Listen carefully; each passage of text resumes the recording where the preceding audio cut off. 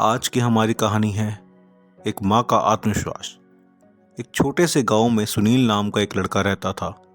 बचपन में ही पिता की मृत्यु हो जाने के कारण परिवार की आर्थिक स्थिति काफ़ी अच्छी नहीं थी। सुनील की माँ कुछ पढ़ी लिखी ज़रूर थी, लेकिन उतनी पढ़ाई से नौकरी कहाँ मिलने वाली थी। सो घर घर बर्तन मांजकर और सिलाई बुनाई का काम करके किसी तरह अपने बच्चे को पढ़ा लिखा रही थी। सुनील स्वभाव से थोड़ा शर्मीला था और अक्सर चुप चुप बैठा रहता था। एक दिन जब वो स्कूल से लौटा तो उसके हाथ में एक लिफाफा था।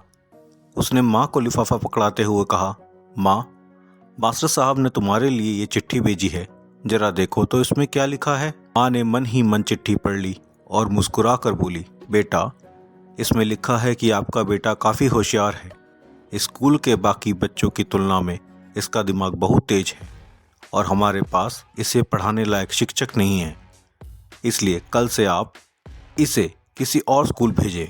यह बात सुनकर सुनील को स्कूल ना जा सकने का दुख तो हुआ, पर साथ ही उसका मन आत्मविश्वास से भर गया कि वो कुछ खास है और उसकी बुद्धि तीव्र है। माँ ने उसका दाखिला एक अन्य स्कूल में करा दिया। समय बीतने लगा। सुनील ने खूब मेहनत से पढ़ाई की।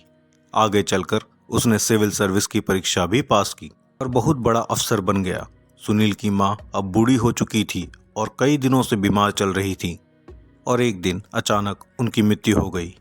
सुनील के लिए ये बहुत बड़ा धक्का था। वह बिलक बिलक कर रो पड़ा। उसे समझ नहीं आ रहा था कि अब अपनी माँ के बिना वो कैसे जिएगा। रोते रोते ही उसने माँ की पुरानी अलमारी खोली और हाथ में उनकी माला, चश्मा और अन्य वस्तुएं लेकर चूमने लगा। उस अलमारी में सुनील के पुराने खिलौने और बचपन के कपड़े तक संभाल कर रखे हुए थे। सुनील एक एक कर सारी चीजें निकालने लगा और तभी उसकी नज़र एक पुरानी चिट्ठी पर पड़ी। दरअसल यह वही चिट्ठी थी जो मास्टर साहब ने उसे 20 साल पहले दी थी। नम आंखों से सुनील उसे पढ़ने लगा। आदरणीय अभिभावक, आपको बताते हुए हमें काफ़ी अफसोस हो रहा है कि आपका बेटा सुनील पढ़ाई में बेहद कमज़ोर है और खेल कूद में भी भाग नहीं लेता है। जान पड़ता है कि उम्र के हिसाब से सुनील की बुद्धि विकसित नहीं हो पाई है। अंततः हम इसे अपने विद्यालय में पढ़ाने में असमर्थ हैं। आपसे निवेदन है कि सुनील का दाखिला किसी मंदबुद्धि विद्यालय में कराइए अथवा खुद घर पर रखकर इसे पढ़ाएं। सुनील जानता था कि भले ही उसकी माँ इस दुनिया में नहीं रही, पर वो जहाँ भी रहे उनकी ममता, उनका आशीर्वाद सदा उस पर बना रहेगा। भगवान सभी जगह नहीं हो सकते, इसलिए उसने माँ बनाई। माँ से बढ़कर त्याग और तपस्या की मूरत भला और कौन हो सकता है।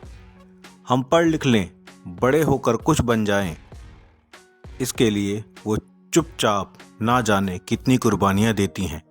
अपनी ज़रूरतें मारकर हमारे शौक़ पूरे करती है। यहाँ तक कि संतान बुरा व्यवहार करे तो भी माँ उसका भला ही सोचती है। सचमुच माँ जैसा कोई नहीं हो सकता।